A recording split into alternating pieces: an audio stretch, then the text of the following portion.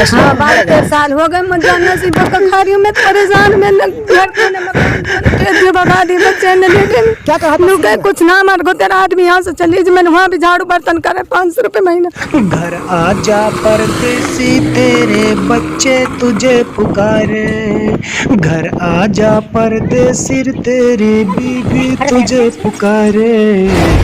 बात अंदाज बेखौफ जुबां मेवात आज तक।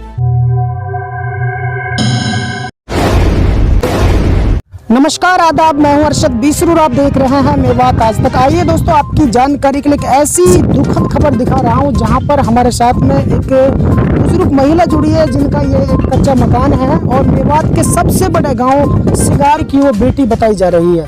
सूत्रों से मिली जानकारी के अनुसार पता चला है कि करीब 12 से 13 साल पहले दिल्ली में ये रहा करते थे। इनकी जो ससुराल थी वो दिल्ली में थी। अचानक से जो इनके ससुराल पक्ष के लोग थे उन्होंने एक ड्रामा रचाया, एक ढोंग रचाया कि इनका जो हस्बैंड इसमें था कि वो मर गया है। तो इनकी जो सास थी, इनकी जो ननद थी, उनके जो देवर जेठ थे, सब ने एक ढोंग रचाया था कि जो इनका हस्बैंड था, अकरम नाम था उनका, कि अकरम की डेथ हो चुकी है, यानी कि वो रोड एक्सीडेंट में मर चुके हैं। तो इसलिए घर के अंदर बहुत सारा मातम छाया और काफ़ी जो है गम का माहौल था और कुछ दिन तक ये लगातार उसी घर के अंदर रही थी। पूरा परिवार लगातार ये इस बात को कह रहा था कि जो अकरम है उनकी मृत्यु हो चुकी है रोड एक्सीडेंट में, लेकिन इस बुढ़िया को इतना कॉन्फिडेंस था, इस महिला को इतना विश्वास था अपने पति पर कि वो कहती थी कि वो अभी जिंदा है। तो इसलिए इन्होंने इद्दत भी पूरी नहीं की क्योंकि उनको विश्वास था कि वो मरा ही नहीं था। लेकिन इनको इतना टॉर्चर किया, इतना मजबूर किया कि 1 साल तक रहने के बाद में इस महिला को उस घर से भगा दिया जाता है, यूँ कहकर कि अकरम की मौत हो चुकी है। जबकि उसकी डेड बॉडी गांव में नहीं आई थी। वो पता नहीं लावारिस दिखा करके इनको ये साबित किया था कि आपका जो पति है वो मर चुका है रोड एक्सीडेंट में, आप यहाँ से चलिए। तो इसके 9 बच्चे थे उस वक्त, छोटे छोटे। ये अपने 9 बच्चों को लेकर के मेवात आ गई थी। मेवात आने के बाद में मैं आपको दिखा रहा हूँ इनकी हालत किस तरीके से। ये इनका मकान है और चारों तरफ यहाँ पर सिर्फ और सिर्फ दखनी की करके पेड़ हैं, यानी झाड़ियाँ हैं, उजाड़ है। ये अकबरपुर गांव की पहाड़ी है और पहाड़ी के ऊपर ये अपना गुजर बसर करती है इस छोटे से मकान में। कई बच्चियों की इन्होंने शादी भी की है, तो कई जो हमारी बहनें हैं इनके साथ में मौजूद हैं। तो मैं इनसे जानने की कोशिश करूंगा। बहुत ही दर्द भरी कहानी है, ये सुनकर आपको भी रोना आ जाएगा। क्या नाम है जी आपका? मेरा नाम इस्लाम है।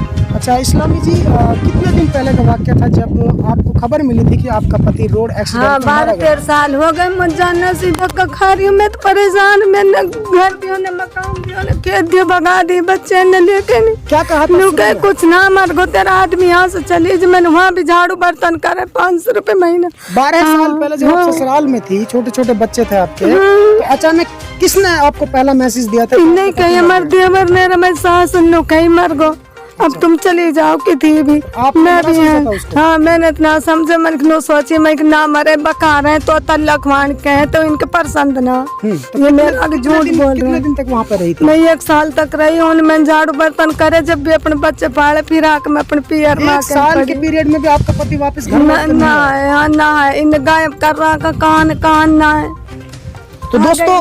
तो दोस्तों कहानी कुछ इस तरह से दर्द भरी है कि 1 साल तक ये बच्चों का पालन पोषण करती थी मेहनत मजदूरी करके, लेकिन इनका पति अपने घर नहीं आया था, इनकी ससुराल में हार करके इनको जब ज़्यादा टॉर्चर किया, मजबूर किया, तो ये ससुराल को छोड़कर माई के आ जाती हैं। लेकिन वहाँ पर भी इनका गुजारा नहीं हो पाता क्योंकि गरीबी इस कदर थी।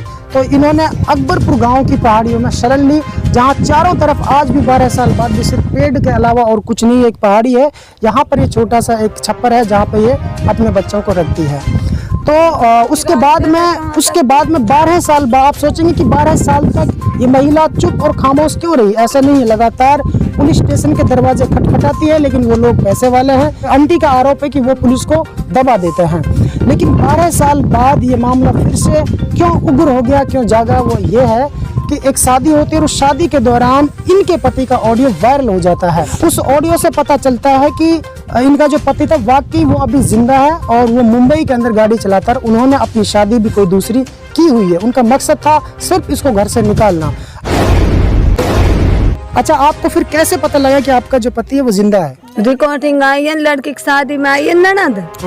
ननद ने कही मैं अपने पास से लाई 20,000 रुपया। अच्छा। और हमने बाकी कुछ पता ना कहा ने। अच्छा, शादी किसकी हुई थी? मेरी ये लड़की करी मैंने अभी। हाँ, अभी तो करी मैंने यहीं से। हाँ, कितने दिन पहले? 9वें महीने में करी, अभी 30 तारीख। उस टाइम आपकी ननद आई थी यहाँ पे? हाँ। 20,000 रुपए लेकर। हाँ। उस ननद ने आपके पति से बातचीत की थी, यानी कि हाँ, बहन भाई हो? हाँ, फिर पता लगा करके। हाँ, रिकॉर्डिंग किसने आपको सुनी? मेरे भांजे ने रिकॉर्डिंग करी, बम्बई वाले ने। अच्छा। गाड़ी चला रहा दिल्ली में सब परिवार है। हाँ, है ना रिकॉर्डिंग। अच्छा, आपके पास है।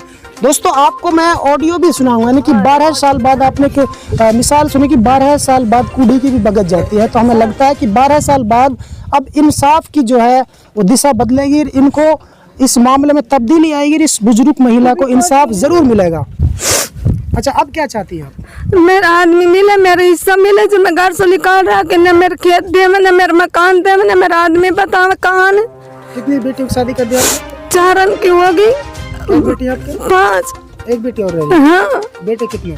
4। वो क्या काम करते हैं? नो, ये मेहनत मजदूरी जो पड़े जो करें बेचारे, ये सब हैंगे, ये सब देखे ना कि नहीं, पड़ोसी से पूछ लियो, कोई कुछ करे कोई कुछ करे, ऐसे ना बेचारे बिजनेस वाले के लिए भाई लग पाए काम रहे ना, लाइट फाइट कहीं वैसे ही पड़े की करन में देख लेना तो ना दूर से बात कर ला मैं सिरन पे कुछ ना ही पानी। दोस्तों, आपने देखा और सुना इतनी दर्द भरी कहानी है कि यहाँ पर न पानी है न बिजली की सुविधा है, हर तरफ उजाड़ है, लेकिन जवान बेटियां हैं, कई बच्चे हैं, उन सबको लेकर के यहाँ झाड़ियों के बीच में एक छोटे से छप्पर में गुजारा करते हैं।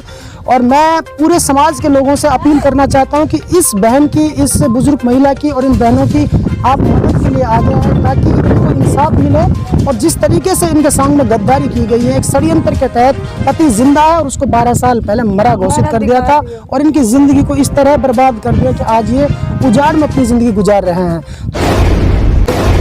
तो ऐसे लोगों की सेवा करना ही अल्लाह की सच्ची इबादत मानी जाती है।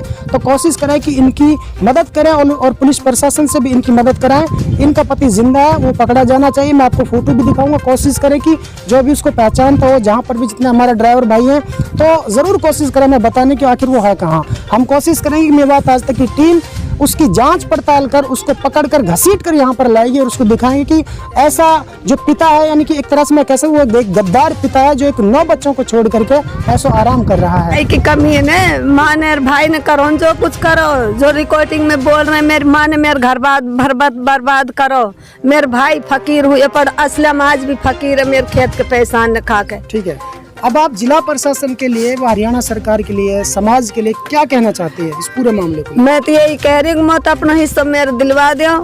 हाँ, इंसाफ करो, दूध को दूध, पानी को पानी। आपको पूरा विश्वास है आपका पति जिंदा है? हाँ, जिंदा। रिकॉर्डिंग सुन लिया उन्हें अभी जिंदा है। हाँ, जिंदा है। इनका जो पिताजी अकरम है वो कहीं पर भी जहाँ जिंदा है, तो वो अगर जरा भी इनकी आंखों में अगर शर्म बची है तो अपने 9 बच्चों के पास वापस आ जाए, क्योंकि ये बहुत बुरी जिंदगी यहाँ उजाड़ में गुजार रहे हैं। और समाज के सभी लोगों से मेरी अपील है कि इस पीड़ित परिवार की मदद के लिए आगे आ जाए। तो दोस्तों, फिलहाल इतना ही, फिर लेकर हाजिर होंगे ऐसे ताजा अपडेट। तब तक आप बने रहे सिर्फ और सिर्फ मेवात आज तक के साथ।